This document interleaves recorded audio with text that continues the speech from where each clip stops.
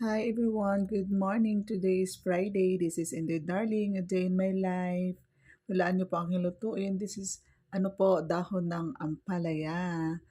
Since Friday ngayon, nahulaan niyo ba kung ano ang aking lulutuin? Ito po yung mga sangkap. Ang fresh po ng galunggong, di ba? Yan. Ang aking lulutuin po ay munggo. Isa sa aking comfort food. Yan, nilalaga ko na po siya. Actually, gibabad ko na po to kagabi kaya madali. Madali lang po siyang maluto kasi nakababad na po siya. Yan, hindi ko na po napakita pala, sorry. Nagisa ko na po yung pork, yung mga spices niya, I mean mga rekado niya, yung bawang, luya at saka sibuyas, tsaka yung pork na konti. Yan po. At saka simmer lang po natin ng ilang minutes. Yan, nilalagay na po natin yung dahon ng ampalaya. Masarap kasi siya pag may dahon ng ampalaya.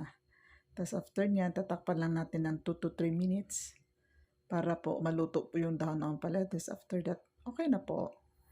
Yan, at ilublob lang natin konti, pero hindi hinahalo.